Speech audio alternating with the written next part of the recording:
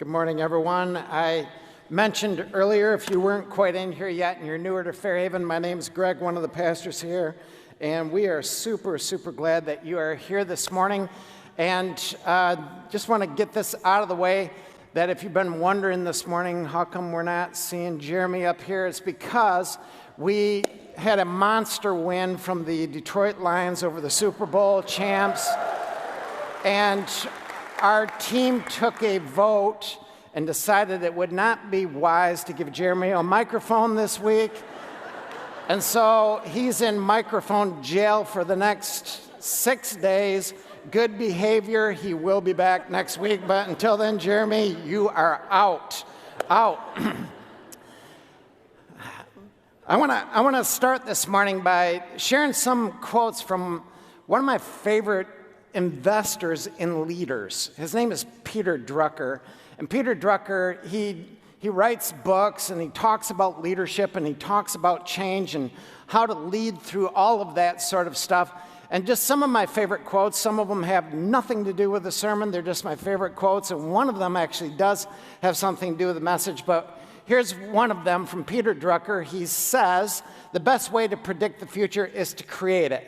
And I love that idea, that if you want a different future, then do something about the present right now that will lean into that future. He also says this right here, that there is nothing so useless as doing with efficiency that which should not be done at all, which is another way of saying there's something worse than doing the right thing in the wrong fashion.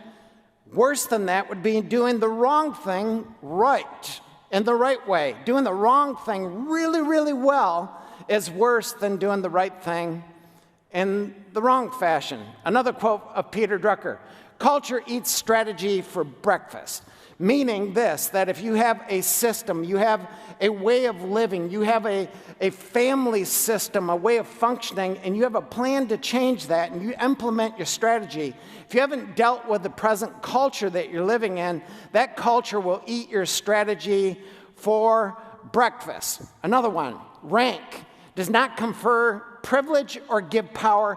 It imposes responsibility. Position isn't about privilege or power. It's about being responsible. God gives us opportunity to use whatever you are doing in terms of leadership, whether it's investing in relationships, or it's in your home, or it's in business, or it's in the school system, wherever it is. That influence we have, it's a responsibility that God gives us to ensure that we use it to the best of our ability. Now, this next one is for those of us that were born in the 60s, maybe 50s, 70s, maybe even the 80s. Those of you that are younger, you can just tap out on this one. But Peter Drucker said, the computer is a moron. All right, and for those of us that are older, we're like, yeah, it is, which is another way of saying we don't know how to use it, and so we'll blame it on the computer. We'll just blame it on technology. This is my favorite one, and this one has to do with the sermon. He said that anxiety makes us stupid. When we get anxious, we stop thinking correctly. When we get anxious, if you don't manage that anxiety, you're going to start making decisions. You're going to start doing, saying, reacting in ways that you wouldn't normally do, say, or react. And I have a ton of those stories from people that I've had conversations with. I have a ton of those stories from my own life that I could say there are times when I feel like the stakes are starting to get high and I feel the anxiety, and you can tap into that yourself when you're feeling that the person around you is getting anxious and all of a sudden you're anxious, or there's anxiety in the system or inside of you. What happens to us is physiological, that we move from the front part of our brain where we really do good rational thinking and we can think things through. You flip to the back of your brain where God has so designed us that there are times where you don't have time to think it through. There are times where if it's a serious enough situation, you have to react, and you have to react right now. And we move into that place where we either fight, flight, freeze, one of those three.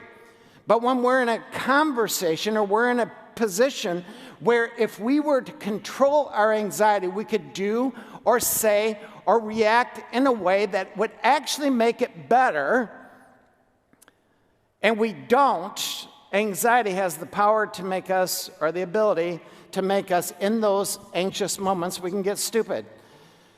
My uncle, he was a police officer back in the late 60s, 70s, 80s in the city of Wyoming. And he told me a story about a guy, and I eventually met him. His name was Don Pease, and he was on the force as well. And my uncle described him as the best shot on the force. He described him in such a way, it felt like this guy could shoot the eye out of an ant at 100 yards with a revolver, just freehanding. And I mean, so he talked about this ability of his. And then the story came out some years later, Kent Arms, and some of us probably remember, it's no longer there, but it was on Chicago Drive. Somebody broke into Kent Arms over there in Wyoming, and Don Pease was the first one in. And he went into the Kent Arms, and as he went into it, the story was told to me by my uncle that at 10 yards, he ended up encountering the thief that was in there that started unloading a gun. And my uncle told me that Don Pease unloaded his entire gun at this guy. The two of them had a shootout at 10 yards away. Now, this is the guy that could shoot out the eye of an ant at 100 yards, and neither one of them hit a single thing but the walls. Like, how? At point blank range, how? Because anxiety does something to you. Makes you do or say or react in ways you would not do or say or react otherwise. If you don't control your anxiety in that moment, you react and do and say things you wouldn't normally do. Think about a kid whose hand is in the cookie jar, and you walk in, and if you were to ask that child 10 minutes earlier, is lying okay? No. Would you ever deceive your parents? No, I would not do that. I don't think that's right. And you walk into the room, the child has their hand in the cookie jar, and you say to the child whose hand is in the cookie jar, "You're not taking a cookie without asking, are you?" And what do they say? No, they have a cookie in their hand, right? It makes you do or say or react in ways you would not normally do or say or react. Which leads me to this, as we jump into our story this morning. Why did Joseph do, say, react the way Joseph did and spoke and reacted? And for those of you, and I've seen a few of this morning, who are back from Sandy Pines because you spent the summer over there worshiping, welcome back. We're glad to have you back. For those of you, and I've seen at least two of you that spend the summer worshiping at Camp Geneva, welcome back. We're glad that you're back and you're with us here this morning. And for those of you that don't have perfect attendance here over the summer and have been off vacationing, which is probably every single one of us haven't had perfect attendance, including me, welcome back. And I want to give just a bit of the backdrop on the story, and then we're going to read it, because here's the story. Joseph was in a place where he had 6 brothers from another mother, Leah. His dad's name's Jacob, and he was born of Jacob's favorite wife, whose name was Rachel. And there was a moment where Joseph and his brothers were at odds with each other. And the reason being that Joseph was in line to be the leader of the family eventually, meaning he would eventually get a double portion of the inheritance. His brothers would each get a portion, but he would get a double portion, and then he would be the leader of the family, and that always went to the oldest born son. But in this case, he wasn't the oldest born. He just happened to be the firstborn son of Rachel, not Leah, and so the father favored him. And the other brothers, they had coats, but he had a very special coat. And the other brothers, they got some things, but he got more things. And as such, eventually, he found himself in a relationship with his brothers where he was about to have a conversation with them, and they took him, and they took off his robe, and they threw him into a pit, sold him off into slavery. At one point, he finds himself in this land of Egypt in prison for a season, and then he rose eventually to power. But it's been a long, long time. And then he finds himself standing before his brothers. A famine broke out. Joseph in power, second in command actually in the entire land of Egypt, has his 6 brothers before him. And with those 6 brothers, sons of Leah, he has opportunity to do a lot. Whatever he wants, he's in power. And what he does is asks about another brother. There's another, right? Yeah, we have one other brother. He's back home with Dad, though. Go get him and bring him back. And when you come back to me, we'll talk about giving you food. Why? Why did he send those 6 to go get the other brother that was born to Rachel? His name was Benjamin. Let's pick up the story right there. Chapter 43. Just want to read a bit of this today, and let's read together. As Joseph looked about and saw his brother Benjamin, at this point they brought him back and he's there. As he saw his brother Benjamin, his own mother's son, he asked, "Is this your youngest brother, the one you told me about?" And he said, "God be gracious to you, my son." Deeply moved at the sight of his brother, Joseph hurried out and looked for a place to weep. He went into his private room and wept there. After he had washed his face, he came out and, controlling himself, said, "Serve the food." They served him by himself, the brothers by themselves, and the Egyptians who ate with them by themselves, because Egyptians could not eat with Hebrews, for that is detestable to the Egyptians. The men who had been seated before him in the order of their ages, from the firstborn to the youngest, and they looked at each other in astonishment. When portions were served to them from Joseph's table, Benjamin's portion was 5 times as much as anybody's.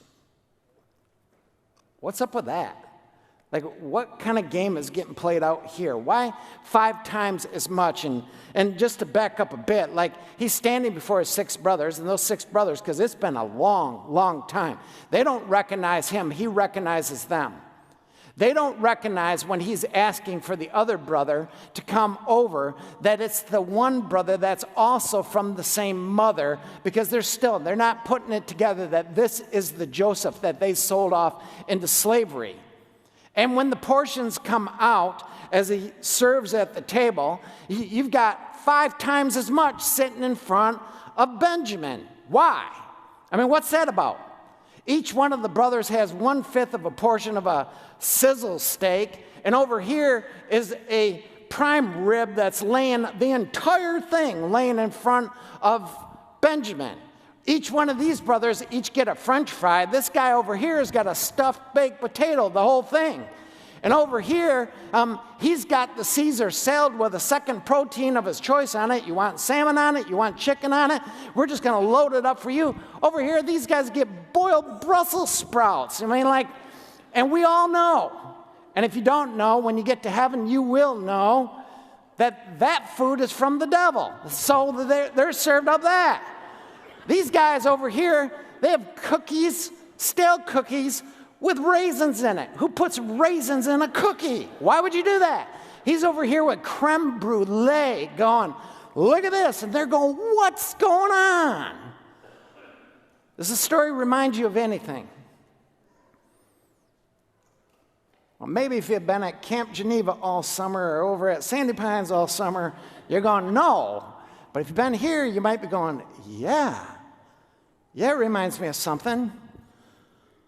Because the brothers, they had coats. Each one of them had a coat, but Joseph, he had a way better coat. And they had linens that it was made out of, their coat was made out of, but his linen was the finest linen of all. And they, over here, they would have received a portion of the inheritance, but he was going to get a double portion of the inheritance. These are the sons of Leah. They got something, but the sons of Rachel, they get double, triple, 5 times as much. And then the matter of why did Joseph send for Benjamin in the first place? Why did he say, go back and get my brother and bring him to myself? Didn't use the word brother, but go back and get your brother, who is his brother, and bring him to myself so that I may then give you food. Why not just go ahead and do whatever you're going to do? Either get revenge on them right then and there, or give them food right then and there. Why this? History. He has a story of his own. It's not very pretty. He has thoughts of his own, of what happened to him. That when I was a young guy, a few decades ago, what they did with me is they tossed me in a pit. They wanted to get rid of me because they knew I was in line, and I was brought off to this other land and sold off. What would they do to my brother? What would they do to the younger one? Would this repeat? Would they, is their character such that they would do the exact same thing to him that they did to me? Benjamin's in danger. He's vulnerable. He needs protection. I want him within my sphere of influence, under my power, so that I can protect him.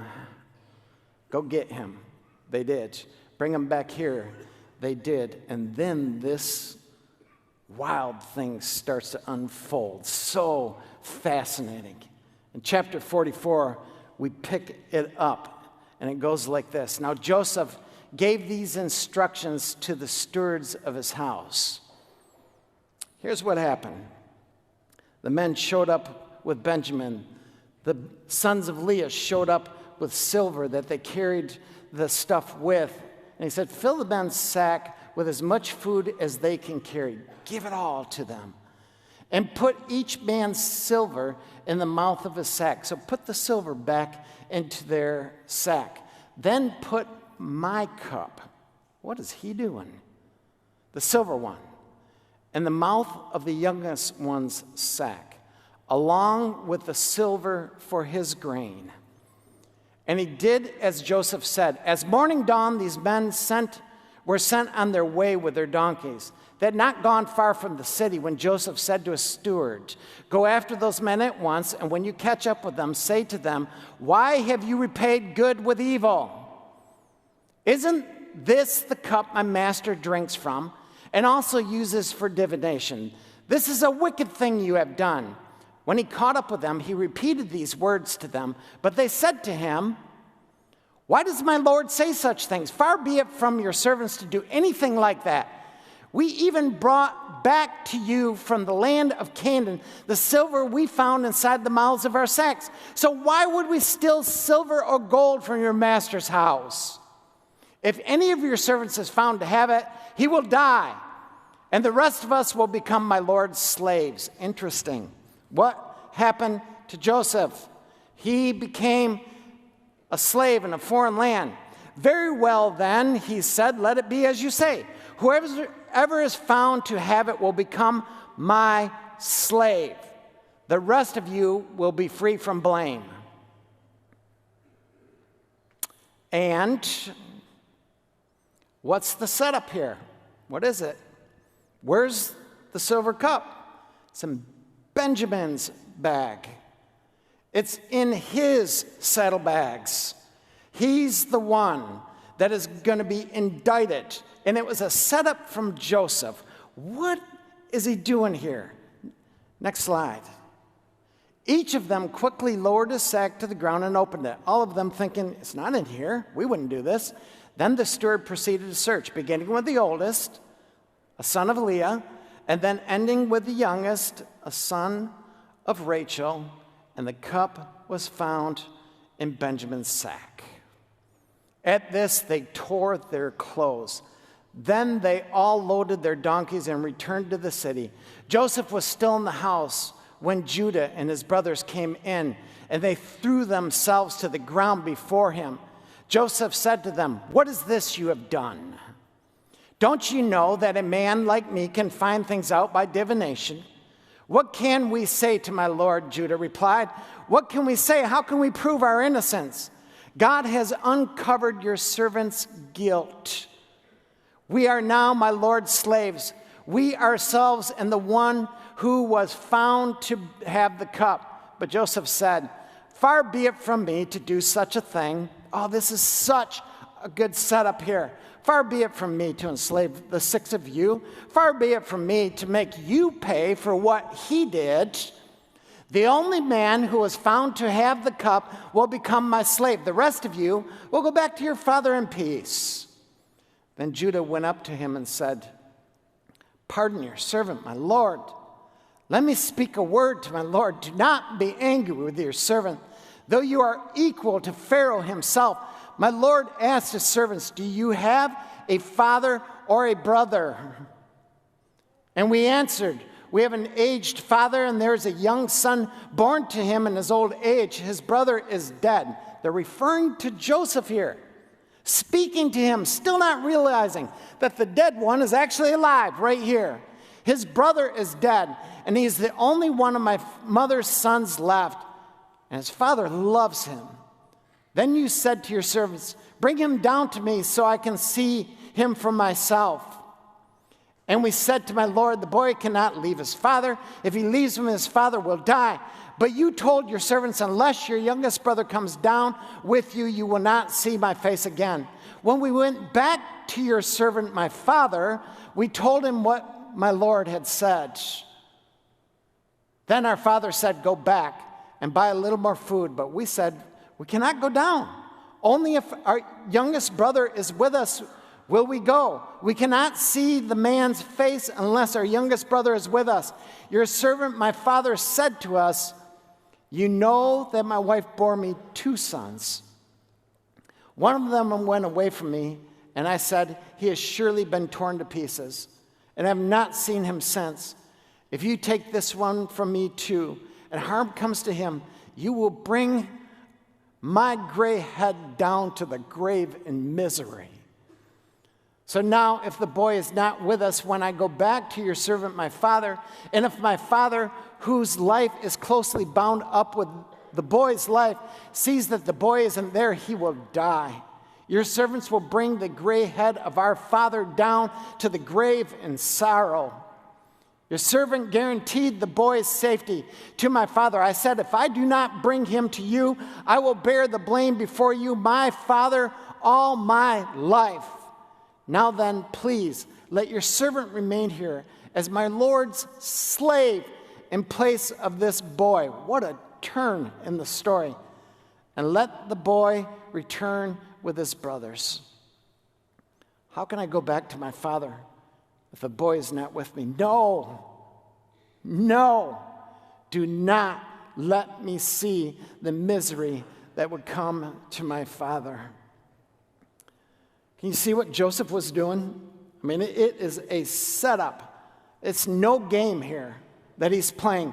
It is a setup for a perfect opportunity for these brothers who belonged to Leah, whose mother was Leah, a perfect opportunity for them to do to Benjamin exactly what was done to Joseph. Only in this case, Benjamin was safe. Benjamin had the protection of his brother Joseph, though they did not know it yet because it had not yet been exposed. And it's about to, and the story next week is going to be incredible. I can hardly wait for next week and the weeks that come. And this title that we have for this part of the series is called Israel Reunited, because does the story always have to end with brokenness? Does the story always have to end without reconciliation, without healing taking place? And we'll get at that next week. But in this case, how easy it would have been for the brothers to go, here's our chance. It's going to be hard on Dad. But the first time it was pretty hard on Dad too. And we had to lie about that one. We had to get our own hands dirty on that one when we beat him, threw him into a pit, stole his coat, put some goat's blood on it, brought it to Dad, and had to carry this lie the whole time. We don't have to lie this time. Not this time. We can tell the truth. And the truth is, somehow, he stole something or something got into his saddlebag. Whatever, it was out of our hands. And this one's done too. But they don't do it. Something's different this time. And why? Let's zero in on this, because this is the part that really matters for us today. Why? Why did Joseph send for his brother? Why did Joseph set up this whole scenario that was no game? And this thing went from 0 to 100 real fast, and the stakes are really, really high here. And what happens when the stakes get high? Because you have the ability to do or to say or to react in ways you might not. And what happened in this story that even we read this morning? There's a moment.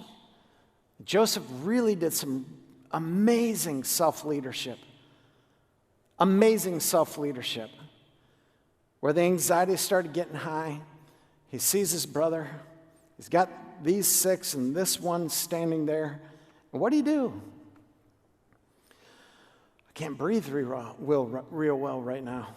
I'm not thinking real well right now. Emotions are flooding and all this stuff from my past, and all of a sudden my present, they're meeting up. I need space. And he left the room. And he went and wept and wept and wept until he went from the back of his brain to the front of his brain, and he could think again, and he washed himself up and then stepped into the scenario. Trying to feel it out. What's the story of the family? It's been a long time. I don't know where it's at. But trying to step into this. Amazing, amazing self-leadership. And if anxiety makes us stupid, or has the ability to make us say, do, react in ways we might not, Joseph stepped out of that situation for long enough to say, I can do what I would like to do, say what I would like to say, and react how I would like to react here. Let me think this through better now. Let me lead through this situation. I think this really matters, especially when we think about why was he doing this. The core of why he was doing it is because there was somebody vulnerable here. I mean, all of them were vulnerable, right? They all needed food. There was a great famine in the land, but there was someone that was really vulnerable. And he wondered. He didn't know the whole story, but he wondered, is he safe? Is he going to be okay? And I will do whatever it takes to make sure that he is okay and that he is safe. This is what is motivating. What is also driving him is that anxiety that he feels from his own story, and he had to regulate that in order to get this higher value, to take care of, and to make sure that Benjamin's going to be okay. And he leaned into that. And what I love about this is that's an Old Testament story that is so the way of Jesus. It's so the way of the New Testament. It's so the way of the teachings of Jesus when he said in Matthew chapter 25, I was thirsty, vulnerable. And this is how the children of God responded. This is how you responded. This is how you cared for me. This is what you did. I was thirsty, and you gave me something to drink. Thank you. Thank you for seeing me. I was hungry, so famished, and so in need of food. And you saw my vulnerability, and you fed me. Thank you. Thank you for doing that. I was naked, and you clothed me. I didn't have shelter, and you gave me shelter. I was so lonely, and you came to me. I was in a place of brokenness all by myself in prison, and you showed up, and you saw me. Thank you. Come inherit the kingdom that belongs to you. Come and experience the kingdom of God that belongs to you. It's the way of the Church of Jesus Christ. It's the way that Jesus operated when he saw the vulnerable in society, the most vulnerable in society, and he went to them. whether it be a woman who was caught into adultery, a woman that's at the well, whether it be a tax collector that was on the outside of the outskirts of society, whether it be a prostitute that he leaned into, or whether it be a child that he said, no, we don't ignore children, we see them. We see them, the most vulnerable. We come alongside of. This is who I am, and now you too, go and do likewise. I think about the story that Jesus told, such a beautiful story, when he said there was a man, he got beat down, like really beat down, left for dead in the ditch. They took everything that he had, just kind of took it off his back and went away, and left him there, still breathing but not going to make it. And then there were a few people that came by that were of the religious order, and they passed by and went, if I interject in this, what happens if I touch blood? I become ceremonially unclean, and then I have to stay away from my religious duties for some time. And they walked on by, did nothing about it. But then there was one from the other side of the tracks, almost like if you think about gangs. We got a crip laying in the ditch, and the blood comes by and says, I'll be the one that helps. We got someone from the east side helping somebody from the west side. We've got, what you name the story, someone from over there is helping somebody from over here. Now you tell me, who's the good neighbor here? Who did right here? I was in Namakosi, Uganda. And if you've been around the church, this is one of my favorite stories. You've heard it before, and if you haven't been around the church, our church has some 200 children that are in Uganda because we adopted them through compassion. We have our own site over there, and each one of the children we invest in. And they did this play of Jesus' story when I was sitting there with one other pastor, just the two of us sitting there, and they did this play, and I showed up, and it said, "Thank you, Fairhaven." There was like banners that they put out that they had, these little children had written, our children had written. And I stepped in there and went, this is amazing, and I wish the whole church could be there, but I was there representing us. And then they put a play on, and these little kids are just doing this play, and they come out and they're kind of fake fighting, and they knock a kid down who's laying in the ditch. And then a little girl came by, and she was dressed in, and she had a Catholic robe on with a clerical collar, and walked on by. I'm like, wrong kind of priest, but I get what you're trying to do here. And so walked on by, did nothing about it. And then eventually somebody else came by and grabbed another kid that was down like a donkey on all fours, and put the other kid on top of the one that was in the ditch on the back, and made their way over, and then paid the innkeeper and said, here's the money and whatever it costs to make him well. And I'll show back up, and if there's any other cost, go to all lengths in order to make sure that this person's okay, and I'll pay for it all. I'll be back. And then the question, the little girl just asked, Pastor Greg, who's the good neighbor? And I'm like, oh, pick me. I know the answer. I know this story, right? I know this story. And I had a microphone. I said, it's the one that shows compassion. The one that showed compassion. And her response, it was like a jujitsu move. I didn't see it coming. And she said, and this is what you and your church have done for us. And I'm looking at a sea of faces of all these little kids who each have a story, who needed food, who needed fees in order to go to school. And if you don't go to school, you don't break a poverty cycle in that country. And we, as a congregation, saw the vulnerable and said, we'll do something about it. And they said, thank you, for this is what you have done. I thought, that's it. That's us. That's us. And I just want to say that story is easier than some of the other stories that we have to step into. that we get invited into because Jesus stepped into your story. He stepped into your story and into your story. He stepped into my story. If you haven't sensed he stepped into your story yet, he wants to. He's longing to. He's willing to. And sometimes he just uses his church to do that. And he puts real flesh and hands and feet and bone on this thing that we might step in with you in that story, which leads me to this. Probably the most important thing of the morning. For all of us that are here today that are not in a place that we're feeling vulnerable, this isn't for you.